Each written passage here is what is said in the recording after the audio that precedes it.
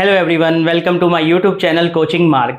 आज हम स्टार्ट करने वाले हैं हमारा थर्ड लेसन जिसका नाम है पॉलिटिक्स ऑफ प्लान डेवलपमेंट। ठीक है, नियोजित विकास की राजनीति।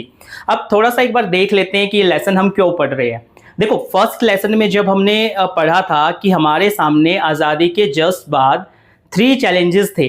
पहला चैलेंज था टू शेप अ नेशन, दूसरा चैलेंज था टू एस्टैब्लिश डेमोक्रेसी और तीसरा चैलेंज था टू इंश्योर डेवलपमेंट। और मैंने आपको कहा था कि ये जो तीसरा चैलेंज है ये हम थर्ड लेसन में कवर करेंगे और आज हम थर्ड लेसन को ही स्टार्ट करने जा रहे हैं। तो हम इस लेसन में यही सारा कुछ देखेंगे कि आज़ादी के बाद भारत ने किस तरीके से अपना डेवलपमेंट जो है वो स्टार्ट किया। अब वो स्टार्ट करने से पहले ठीक है, थोड़ा सा हम जानते हैं कि डेवलपमेंट क्यों किया जाता है। अब आप सबको पता होगा कि जब भारत आज़ाद हुआ तो आज़ादी के बाद हमारे सामने कुछ प्रॉब्लम्स थी। प्रॉब्लम्स में क्या क्या था, जैसे अगर हम कहें तो भारत में इलिटरेसी थी, असाक्षरता थी। भारत में अगर हम बात करें तो पॉवर्टी थी, गरीबी थी, अनएम्प्लॉयमेंट था, मतलब बेरोजगारी थी। और ये सारी प्रॉब्लम्स की वजह से एक खतरा था कि जो लोग हैं, ठीक है, जो इन सारी प्रॉब्लम्स से सफ़र कर रहे हैं वो आकर के सरकार का जो विरोध है वो करना शुरू कर सकते हैं। ऑब्वियस सी बात है, आपने 9th-10th में पढ़ा होगा कि जब लोगों के साथ ये सारी प्रॉब्लम्स जो है लोगों को फेस करनी पड़ती है तो इन द लास्ट लोग क्या करते हैं, लोग क्रांति का रास्ता यूज़ करते हैं। और कोई भी नया बना हुआ देश ये नहीं चाहेगा कि उसके लोग जो है वो रिवॉल्यूशन का रास्ता यूज़ करें या तो क्रांति का, विरोध का रास्ता यूज़ करें। तो वो जो नया देश जो अभी अभी आज़ाद हुआ है वो क्या करता है, वो क्या करता है कि डेवलपमेंट का रास्ता यूज़ करता है कि सब लोगों को जो है डेवलपमेंट का जो बेनिफिट है वो मिले, ताकि लोग जो है विरोध ना करें, लोग जो है रिवॉल्यूशन का रास्ता यूज़ ना करें। तो भारत के साथ भी यही चीज़ थी। अब भारत आज़ाद तो हो गया और आज़ादी के बाद हमारे सामने भी कुछ प्रॉब्लम्स है और उन प्रॉब्लम्स का सॉल्यूशन एक ही है, क्या कि अब हमें क्या करना पड़ेगा, देश का डेवलपमेंट करना पड़ेगा। ठीक है, और इसी लेसन को आज हम लोग जो है वो स्टार्ट करेंगे। हालांकि ये जो डेवलपमेंट वाली बात है ये केवल भारत के साथ ही नहीं थी। आप सबको पता है कि सेकेंड वर्ल्ड वॉर के बाद जब दुनिया जो है वॉर खेल करके थक चुकी थी तो उसके बाद उन्होंने क्या किया कि एक नया गेम स्टार्ट किया जिसको डेवलपमेंट वाला गेम बोलते हैं। तो पूरी दुनिया डेवलपमेंट कर रही थी तो भारत भी उसमें शामिल था क्योंकि भारत अभी न्यूली इंडिपेंडेंट हुआ था। चलिए स्टार्ट करते हैं। हमारा लेसन है पॉलिटिक्स ऑफ प्लान डेवलपमेंट। एक बार हम इस वर्ड पे आ जाते हैं, डेवलपमेंट। ठीक है, एक बात तो मैंने आपको बता दी कि कोई भी न्यूली इंडिपेंडेंट कंट्री जब होती है तो उसके सामने कुछ प्रॉब्लम्स होती है। अब प्रॉब्लम्स की बात की मैंने, कौन कौन सी प्रॉब्लम, जैसे फर्स्ट अगर हम बात करें तो आता है पॉवर्टी, गरीबी। दूसरी प्रॉब्लम अगर हम बात करें तो आप ले सकते हो अनएम्प्लॉयमेंट,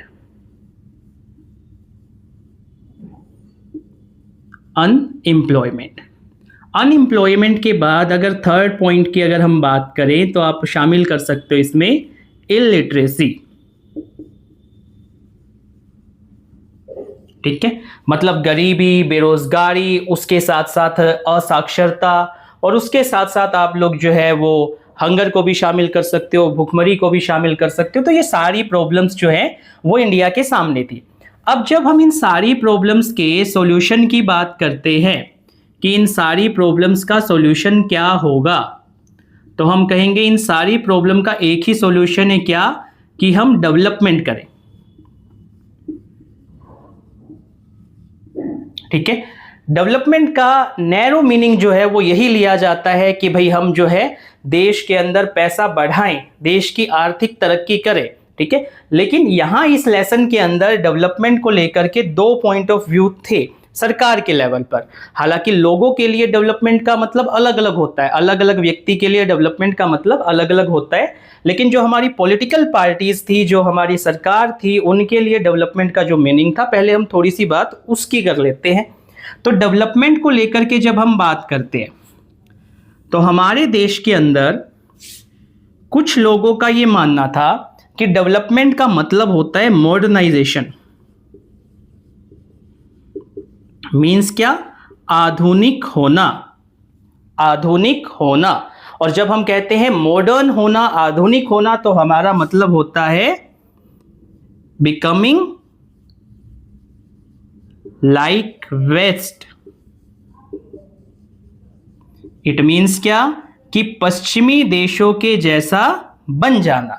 तो हमारे देश के अंदर ये एक धारणा थी कि भाई डेवलपमेंट का मतलब सीधा सा है मॉडर्नाइजेशन करना। मॉडर्नाइजेशन करने का मतलब था कि जो वेस्ट है, जैसे अमेरिका, यूरोप हैं, वैसा ही बन जाना क्या कहलाएगा? डेवलपमेंट। लेकिन ये कुछ लोगों का मानना था। अब बात आती है हमारी सरकार की। हमारी सरकार का जो व्यू पॉइंट था डेवलपमेंट को लेकर के, उसमें दो बातें शामिल थी। कौन सी दो बातें शामिल थी? पहला, सरकार का मानना था कि डेवलपमेंट का मतलब है इकोनॉमिक ग्रोथ। Economic growth. और दूसरा, सरकार का मानना था कि डेवलपमेंट में इकोनॉमिक ग्रोथ ऐसी होनी चाहिए जिससे कि सोशल एंड इकोनॉमिक जस्टिस भी इस्टेब्लिश हो।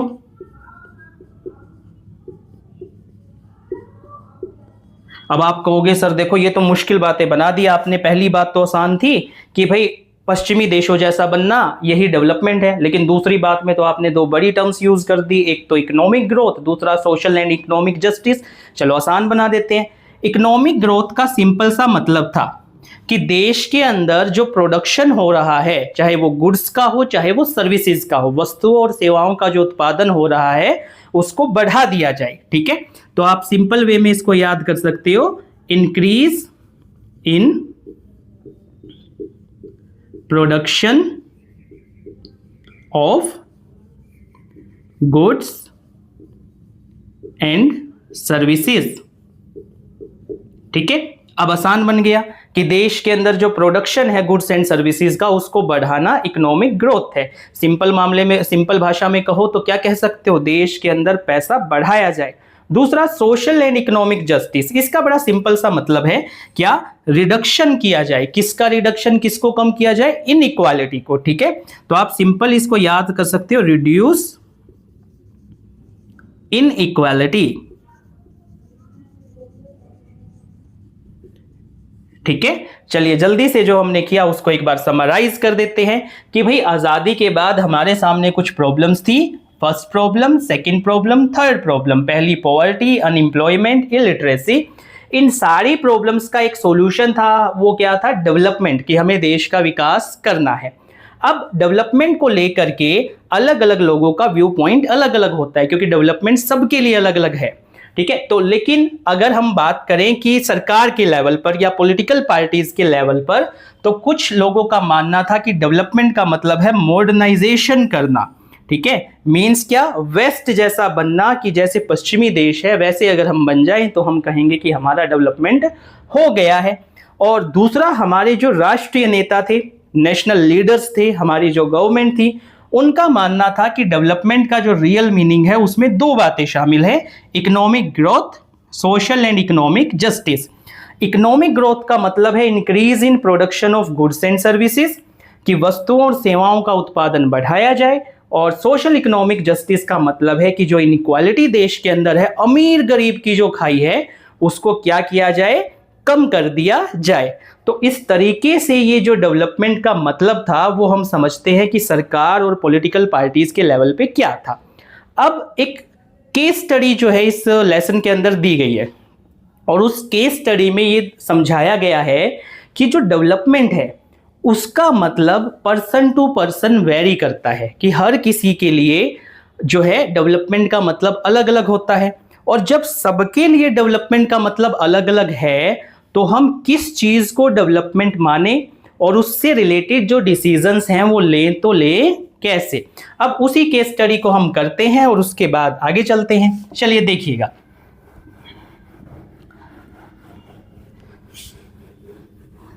अब देखिए कुछ बच्चों को आदत होती है एनसीईआरटी लाइन बाय लाइन पढ़ने की, पहले पेज से वो पढ़ना शुरू कर देते हैं। तो एनसीईआरटी के अंदर भी आप देखिएगा कि कई बार जो है पहले पेज से पढ़ने पर चीज़ें समझ नहीं आती है, पहले कुछ बाद वाली चीज़ें पढ़नी होती है, फिर पहले वाली चीज़ों पे आना पड़ता है, तभी पूरा जो कॉन्सेप्ट है वो समझ में आता है। तो हमने स्टार्टिंग जो की है ना ये डेवलपमेंट को समझाने के लिए, ये बाद के पेजेस में है, लेकिन हम इसको पहले कवर करते हैं ताकि लेसन हमें अच्छे से समझ में आए। अब हम केस स्टडी लेते हैं, ठीक है। इसी लेसन के अंदर एक छोटी सी प्यारी सी केस स्टडी है, और ये केस स्टडी जो है वो ली गई है एक राज्य की, उड़ीसा, ठीक है। भारत का एक राज्य है जिसका नाम क्या है, उड़ीसा। उस राज्य से ये जो केस स्टडी है वो ली गई है। चलिए बात करते हैं उड़ीसा के बारे में। यहां पर हम लोग लिख देते हैं उड़ीसा। अब देखिएगा, इस केस स्टडी में हमें यह बताया जाएगा कि कैसे अलग अलग लोगों के लिए जो डेवलपमेंट है उसका मतलब क्या होता है, अलग अलग होता है। चलिए देखते हैं। अब उड़ीसा के अंदर देखो सिचुएशन बनी क्या। पहली बात ये जो आप याद रखेंगे वो ये याद रखेंगे कि सेकेंड वर्ल्ड वॉर के बाद मैंने आपको बताया कि दुनिया ने युद्ध खेलना बंद कर दिया और उसकी जगह डेवलपमेंट खेलना शुरू कर दिया। और डेवलपमेंट जब खेलना शुरू किया तो उसके लिए जरूरी थी स्टील, ठीक है। तो ग्लोबल लेवल पर क्या हुआ, जो डिमांड ऑफ स्टील है, डिमांड ऑफ स्टील क्या हो गई, इंक्रीज हो गई, ठीक है। जब दुनिया ने डेवलपमेंट खेलना शुरू किया तो ग्लोबल लेवल पर यानी वैश्विक स्तर पर स्टील की डिमांड जो है वो बढ़ गई, क्योंकि अलग अलग चीजें बनाने में स्टील का यूज होता है। जैसे एग्जांपल के लिए कोई देश अगर रेलवे लाइन डाल रहा है तो उसको स्टील चाहिए, है ना। अच्छा, आप लोगों के लिए एक क्वेश्चन है कि कुछ लोग जो स्टील है उसको महंगा मानते हैं, ठीक है, जबकि भारत के अंदर जो लोग स्टील मैन्युफैक्चरर करते हैं, स्टील मेकर्स हैं, उनका मानना है कि भारत के अंदर जो स्टील है वो 1 किलो दूध से या तो पानी से भी सस्ता है। तो आप लोग इस चीज को एक बार थोड़ा सा इस पे ना एक्सप्लोर कीजिएगा, थोड़ा सा एक बार इसके अंदर ढूंढने की कोशिश करना कि क्या भारत में स्टील दूध और पानी से सस्ता है या उससे महंगा है, ठीक है। तो जो हम बात कर रहे थे, ग्लोबल लेवल पे डिमांड ऑफ स्टील क्या हो गई, बढ़ गई। अब उड़ीसा जो है, ठीक है, उड़ीसा क्या है, वन ऑफ द लार्जेस्ट, ठीक है, रिजर्व ऑफ आयरन ओर। आप सबको पता है स्टील को बनाने के लिए आयरन ओर यानी लो एस की जरूरत पड़ती है, कोयले की जरूरत पड़ती है। कोयला हम विदेशों से लेके आते, आयरन ओर भारत में है और उड़ीसा में one of the largest reserve of iron ore है। और ये अनटैप्ड है, अनटैप्ड मतलब इसको यूटिलाइज नहीं किया गया था, ठीक है। तो उड़ीसा की केस स्टडी हमने ली कि उड़ीसा है जहां पे लार्जेस्ट रिजर्व है किसका, आयरन ओर का, और डिमांड दुनिया में बढ़ रही है। अब पहली चीज जो आपको समझनी है, क्या जो लोग स्टील मेकिंग का काम करते हैं, ठीक है, जो लोग स्टील बनाते हैं, तो आप लिख लो यहां पे स्टील मेकर्स है। उन्होंने देखा कि भाई उड़ीसा के अंदर आयरन ओर है और हम इसको यूज कर सकते हैं, तो उन्होंने डिसाइड किया कि भाई अब से हम किस में इन्वेस्टमेंट करेंगे, उड़ीसा में इन्वेस्ट करेंगे, उड़ीसा से आयरन ओर खरीदेंगे और स्टील की जो डिमांड है उसको पूरा करेंगे। तो जो स्टील मेकर्स है उनके लिए उड़ीसा क्या बन गया, एक इन्वेस्टमेंट डेस्टिनेशन।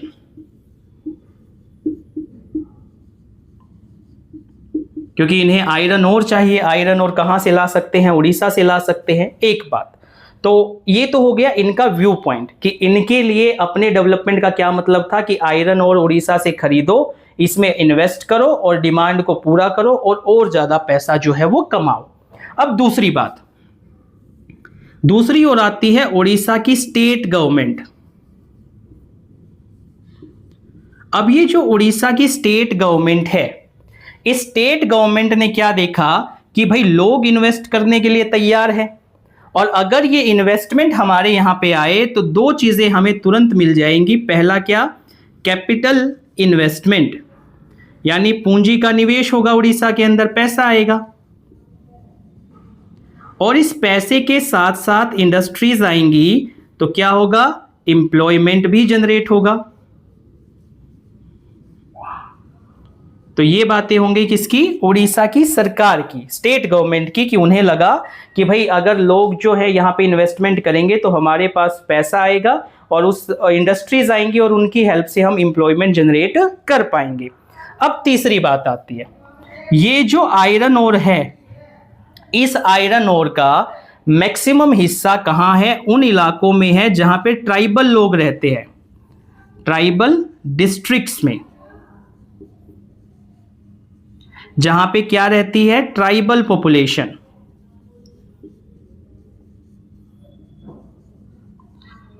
अच्छा, यहां पे जानने वाली बात यह है कि 2011 का अगर आप सेंसस देखो तो उसके हिसाब से उड़ीसा के अंदर लगभग 96 लाख जो आदिवासी है वो रहते हैं।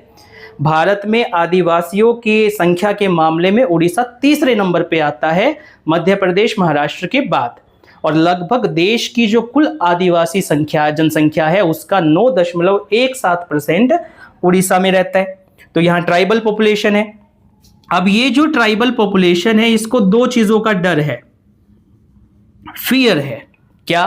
कि अगर इंडस्ट्रीज आ गई तो क्या होगा? पहला, हमें डिस्प्लेस कर दिया जाएगा, डिस्प्लेसमेंट। और दूसरा क्या?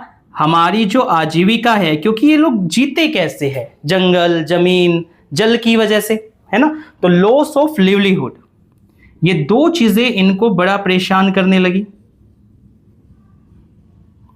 अब उसके बाद बात आती है कुछ उन लोगों की जो कि पर्यावरण को लेकर के थोड़े से सचेत है कि भाई इंडस्ट्रीज आएगी, माइनिंग होगी, तो उसकी वजह से क्या होगा? पोल्यूशन होगा, पर्यावरण को नुकसान होगा। तो एक इंटरेस्ट ग्रुप यहां पे आ गया एनवायरमेंटलिस्ट का।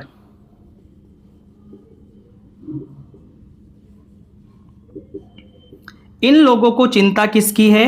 कि अगर माइनिंग होगी, इंडस्ट्रीज आएगी, तो उसकी वजह से क्या होगा? पोल्यूशन जो है वो और ज्यादा बढ़ जाएगा। तो अब तक हमने कितने लोग देख लिए, कितने ग्रुप्स देख लिए कि उड़ीसा का जो ये एक इवेंट है कि यहाँ पे आयरन ओर है, दुनिया भर में स्टील की मांग है और कुछ लोग यहाँ से आयरन ओर जो है माइनिंग करना चाहते हैं, एक्सट्रैक्ट करना चाहते हैं। तो पहला तो इन्वेस्टर्स आ गए जिनको ये आयरन ओर यहाँ से निकालना है। स्टेट गवर्नमेंट की अपनी इच्छाएं हैं, जो ट्राइबल पॉपुलेशन है उनका अपना व्यू पॉइंट है, जो इन्वायरमेंटलिस्ट है उनका व्यू पॉइंट अपना है, और लास्ट में आ जाता है फिर सेंट्रल गवर्नमेंट।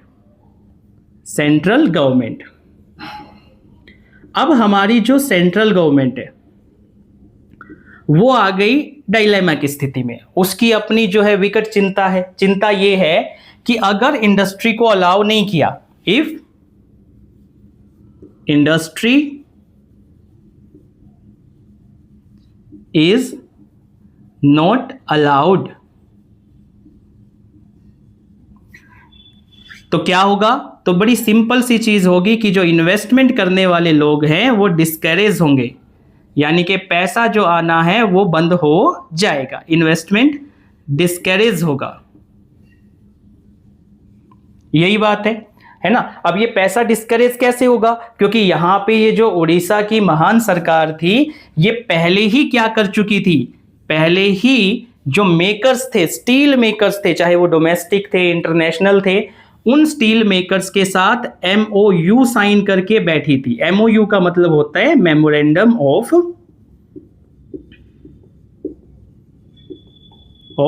अंडरस्टैंडिंग।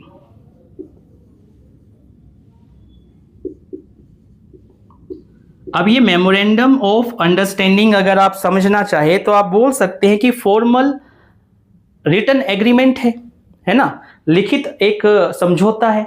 लेकिन इसमें होता क्या है? इसको आप हिंदी में बोलते हैं आपसी सहमति का पत्र।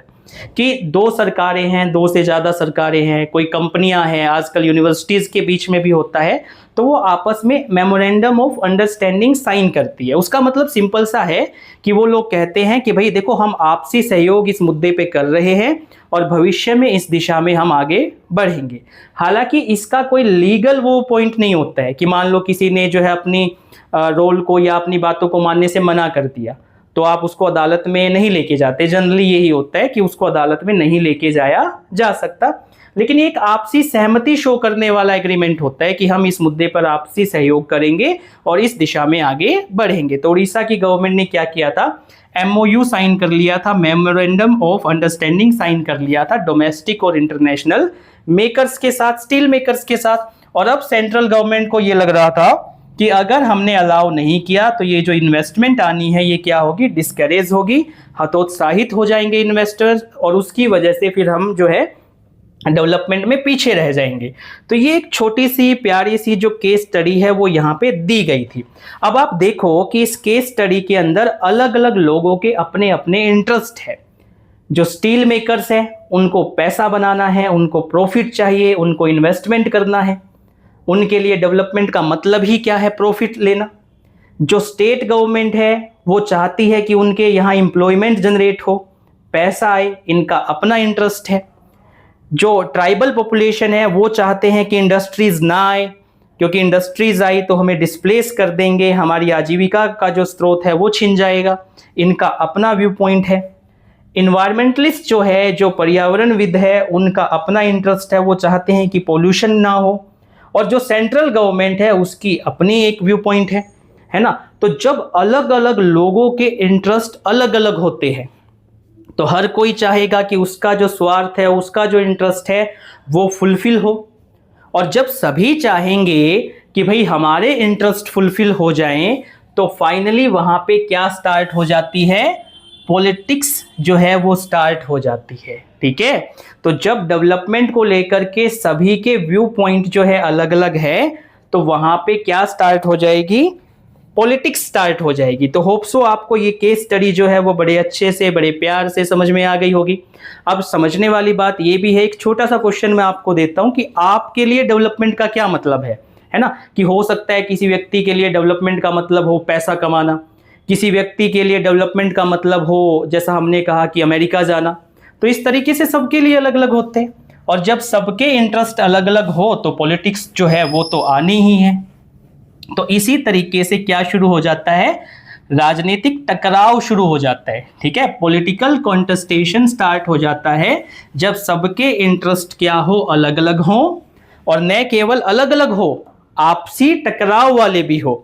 कि अगर सरकार इंडस्ट्री को परमिशन देगी तो ट्राइबल लोगों को नुकसान होगा, नहीं देगी तो अनएम्प्लॉयमेंट आ जाएगा। तो सबके इंटरेस्ट आपस में टकरा रहे हैं, इसी वजह से स्टार्ट हो जाता है क्या, जिसको हम बोलते हैं पॉलिटिकल कॉन्टेस्टेशन। मीनिंग क्या, राजनीतिक टकराव। इसी वजह से राजनीतिक टकराव की जो स्थिति है वो बन जाती है। ठीक है, यही हमारा टॉपिक है नेक्स्ट इसके बाद, कि पॉलिटिकल कॉन्टेस्टेशन कैसे शुरू होता है जब सबके इंटरेस्ट अलग अलग हो। अब बात आती है कि भाई चलो भाई डेवलपमेंट का मतलब सबके लिए अलग अलग है, लेकिन अब करना तो है डेवलपमेंट, तो कैसे डिसाइड करें कि किसकी बात को माने, किसकी बात को ना माने, और अंतिम जो फैसला है, अंतिम जो निर्णय है वो कौन लेगा डेवलपमेंट से रिलेटेड। तो यहां पर अब यही बातें बताई जाएगी, और बड़ी सिंपल सी बात है। देखो ठीक है भाई, राजनीतिक टकराव आ गया, सबके इंटरेस्ट अलग है, सब अपने अपने इंटरेस्ट को पूरा करना चाहते हैं, सबके इंटरेस्ट में टकराव हो गया जिसकी वजह से पॉलिटिक्स आ गई, और अब जो है राजनीतिक टकराव चल रहा है। लेकिन क्योंकि हम लोग रहते कहां पे हैं, हम लोग रहते हैं कहां पे, डेमोक्रेसी में। भाई ये बात सबको पता होगी कि इंडिया क्या है, डेमोक्रेटिक कंट्री है, वेलफेयर स्टेट है। तो जब आप लोग डेमोक्रेसी में रहते हो तो हर फैसला कौन करेगा, लोग खुद करेंगे। लोगों से रिलेटेड फैसले डेमोक्रेसी में कौन करता है, लोग खुद करते हैं। लेकिन क्योंकि भारत एक बड़ा देश है, पॉपुलेशन ज्यादा है, हर फैसला लोग तो कर नहीं सकते, इसीलिए लोग ये काम करवाते हैं किससे, अपने रिप्रेजेंटेटिव से, ठीक है। तो यानी कि ये फैसले कौन करेगा, लोग खुद नहीं कर सकते तो उनके रिप्रेजेंटेटिव्स करेंगे। जैसे हम लोग अपने रिप्रेजेंटेटिव्स को इलेक्शंस के थ्रू चुन करके पार्लियामेंट में भेजते हैं, फिर वो हमारे लिए फैसले करते हैं। अब देखो ये फैसले जो ये रिप्रेजेंटेटिव्स कर रहे हैं, ठीक है, इनको क्यों करने चाहिए, ऑब्वियस सी बात है क्योंकि ये फीलिंग ऑफ पीपल समझते हैं, फीलिंग ऑफ पीपल। भाई जिन लोगों ने इनको चुना है उनकी भावनाएं ये लोग समझते होंगे। एक्चुअल में समझते हैं ना समझते हैं वो अलग बात है, लेकिन हम मान लेते हैं कि भाई समझते होंगे क्योंकि तभी हमने इनको चुना है। अब ये लोग जब ये फैसला करेंगे कि भाई डेवलपमेंट किस तरीके से किया जाए, तो ये दो चीजें करते हैं। कैसे दो चीजें करते हैं? पहला, ये लोग चाहें तो एडवाइस ले सकते हैं एक्सपर्ट्स की, ठीक है। एक्सपर्ट्स में कौन हो गया? जैसे एग्जांपल के लिए एनवायरमेंटलिस्ट हो गए,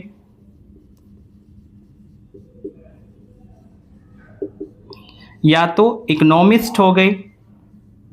भाई किसी भी क्षेत्र का जो विशेषज्ञ है, जैसे उड़ीसा वाले केस में माइनिंग वगैरह करनी है तो वहां पे इकोनॉमिस्ट, एनवायरमेंटलिस्ट, इनकी राय ली जा सकती है। राय लेना कभी बुरा नहीं होता, तो राय ले सकते हैं। लेकिन राय लेने के अलावा ये लोग दूसरा काम करते हैं। क्या? अलग अलग जो ग्रुप्स थे, जैसे यहाँ पे state government, central government, investors, tribal people, उनके इंटरेस्ट को जो है आपस में तोलते हैं, उनकी तुलना करते हैं, ठीक है। तो क्या करते हैं? Weighing of interest of one social group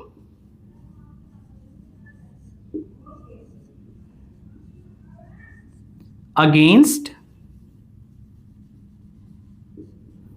another.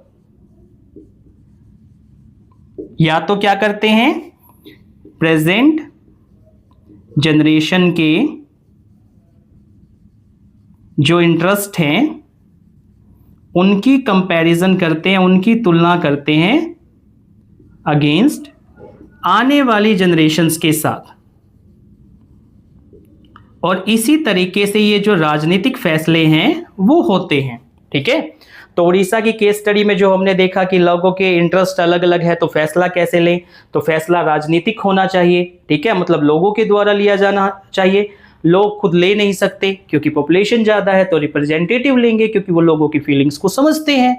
अब रिप्रेजेंटेटिव्स जब ये फैसला लेंगे तो वो दो काम कर सकते हैं, एक्सपर्ट की एडवाइस ले सकते हैं, या तो अलग अलग जो सोशल ग्रुप्स हैं उनके इंटरेस्ट को आपस में तोल के देख सकते हैं, उनके इंटरेस्ट की आपस में तुलना कर सकते हैं, प्रेजेंट फ्यूचर जनरेशन के इंटरेस्ट की तुलना कर सकते हैं, और उसके बेस पर वो लोग जो है अपना डिसीजन बना सकते हैं।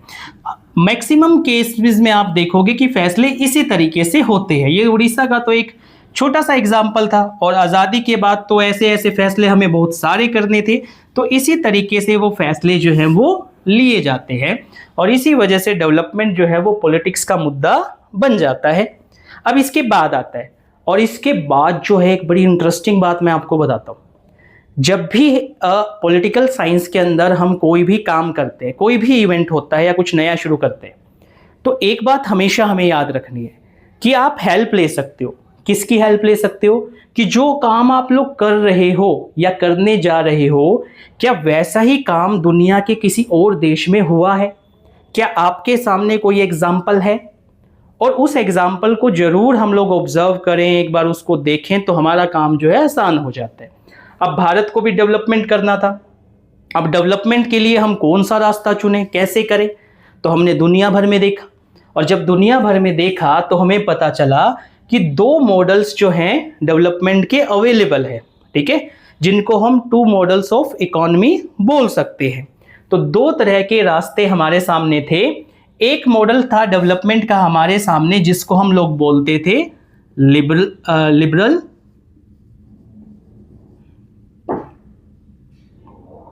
पहला मॉडल था liberal capitalist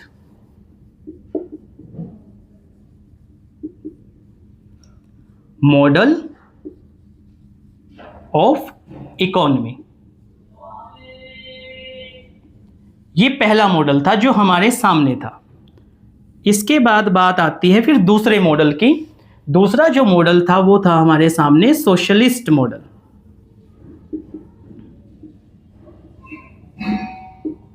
model of economy. ये जो पहला मॉडल था, इस मॉडल का जो आप कह सकते हो एग्जाम्पल था वो अमेरिका था, ठीक है। ये वाला मॉडल अमेरिका में और वेस्टर्न यूरोप में दिखाई देता था। ये वाला जो मॉडल था इसको लीड कर रहा था यूएसएसआर, ठीक है, ये यूएसएसआर का मॉडल था और ये वाला अमेरिका का मॉडल था। अब हमारे सामने दोनों ही मॉडल्स अवेलेबल थे। पहले देख लेते हैं दोनों मॉडल्स में डिफरेंस क्या है, ठीक है। पहले वाले की बात करते हैं। ये जो पहला वाला मॉडल है liberal capitalist model of economy, इसका होता क्या है, इसमें ये होता है कि जो मीन्स ऑफ प्रोडक्शन है, उत्पादन के जो साधन है, जैसे जमीन हो गई, जैसे लेबर हो गया, है ना, उन सभी चीजों पे कंट्रोल होता है प्राइवेट प्लेयर्स का, निजी लोगों का, ठीक है। तो पहले वाले में क्या आ गया कि जो मीन्स ऑफ प्रोडक्शन है, मीन्स ऑफ प्रोडक्शन, अब मीन्स ऑफ प्रोडक्शन में क्या क्या शामिल कर लिया हमने, जैसे एग्जांपल के तौर पर लैंड, लेबर या तो नेचुरल रिसोर्सेज, ये सब किसके कंट्रोल में होंगे, ठीक है, are under the control of private entities या प्राइवेट प्लेयर्स भी लिख सकते हो, कि जो मीन्स ऑफ प्रोडक्शन है, जो उत्पादन के साधन है, जिनकी हेल्प से उत्पादन होना है, प्रोडक्शन होना है, वो सारे के सारे निजी हाथों में होंगे, प्राइवेट प्लेयर्स, प्राइवेट कंपनीज के पास होंगे। अब दूसरा आता है यहां पे सोशलिस्ट मॉडल ऑफ इकोनॉमी, यहां पे मीन्स ऑफ प्रोडक्शन पे गवर्नमेंट का कंट्रोल होगा, ठीक है, मीन्स ऑफ प्रोडक्शन सेम है, ये means of production land, labour और नेचुरल रिसोर्सेज। तो means of production are under the control of the government, ठीक है। तो यहां पे सरकार का रोल होगा, यहां पे प्राइवेट प्लेयर्स का रोल होगा, ये बात आप लोग याद रखिएगा। दूसरा सेकंड पॉइंट पे आते हैं अब हम लोग। सेकंड पॉइंट ये आता है यहां पे कि जो प्राइस है चीजों का, जो मूल्य है, कीमतें हैं, उनको कंट्रोल कौन करेगा। तो यहां पे मार्केट की दो फोर्सेस, डिमांड और सप्लाई, ठीक है, वो प्राइस को कंट्रोल करती है। तो आप लिखेंगे demand and supply,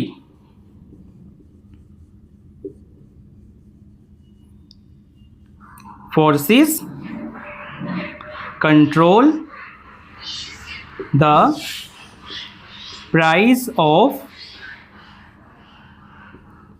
goods and services. आप सबको बड़े अच्छे से पता होगा, मान लो किसी चीज की डिमांड ज्यादा है ना, और उसकी सप्लाई कम है, तो क्या होगा, उसकी प्राइस बढ़ जाएगी। और किसी चीज की मान लो डिमांड कम है, सप्लाई ज्यादा है, तो उसका प्राइस क्या हो जाता है, कम हो जाता है। यही सिंपल सी बात है। लेकिन यहां पर सोशलिस्ट मॉडल ऑफ इकोनॉमी में क्या होता है, यहां पे प्राइस को कंट्रोल करेगा, कौन कंट्रोल करेगा, गवर्नमेंट, ठीक है। Price of goods and services are controlled by the government.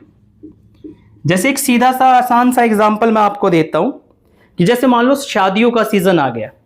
अब शादियों का सीजन जैसे ही आता है नवंबर के आसपास, तो जो प्याज है, टमाटर है, उनकी कीमतें बढ़ जाती है। क्यों? क्योंकि उनकी सप्लाई कम होती है, डिमांड ज़्यादा होती है।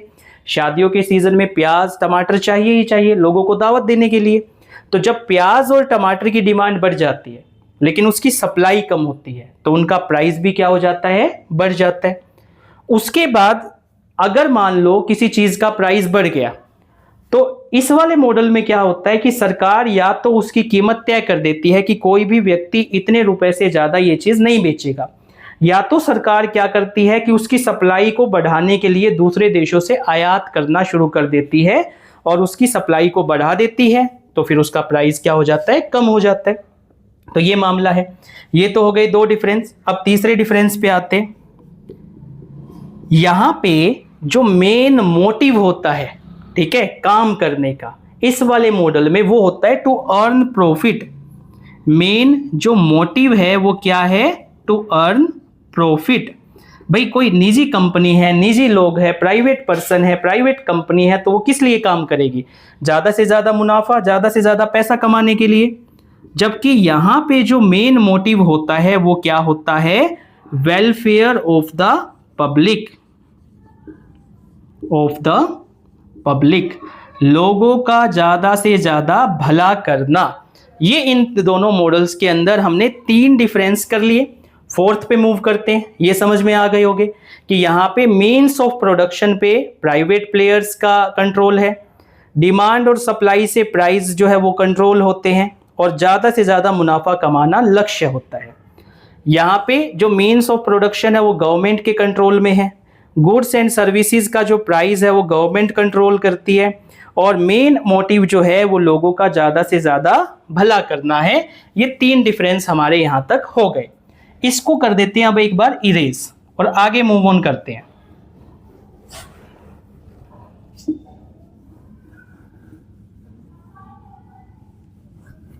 अब इसके बाद मूव करते हैं आगे। फोर्थ बात जो आप लोग जो है याद रखेंगे वो ये कि जो डिस्ट्रीब्यूशन ऑफ इनकम है, डिस्ट्रीब्यूशन ऑफ इनकम इज कैसा होगा, unequal, is unequal in the capitalist model of economy।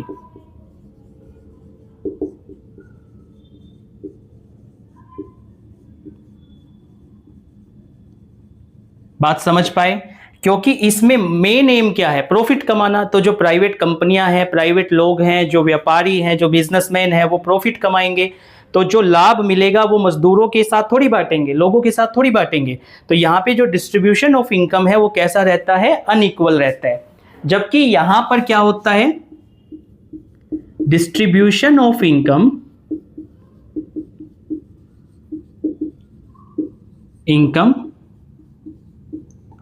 Is more और लेस इक्वल।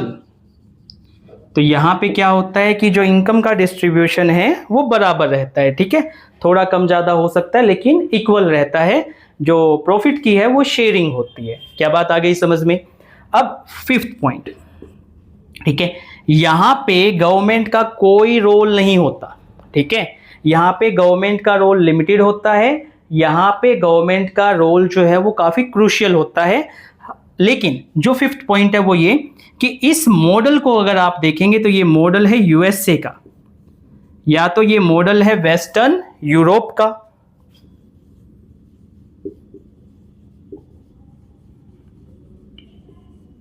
और जबकि ये मॉडल को लीड करता है कौन, यूएसएसआर। इस मॉडल का एग्जाम्पल जो है वो क्या है, यूएसएसआर है। तो यहां पे हमने 2 मॉडल्स पढ़े, ठीक है, ये कंफर्म हो गया होगा कि यहां प्राइवेट प्लेयर्स है, यहां पे गवर्नमेंट का रोल है, ठीक है। तो अब इन दोनों मॉडल्स को पढ़ने के बाद एक चीज जो हमें समझनी है, हमारे सामने कंफर्म था कि हमें डेवलपमेंट करना है। 2 मॉडल्स हमारे सामने थे, एक liberal capitalist model of economy, एक सोशलिस्ट मॉडल ऑफ इकोनॉमी।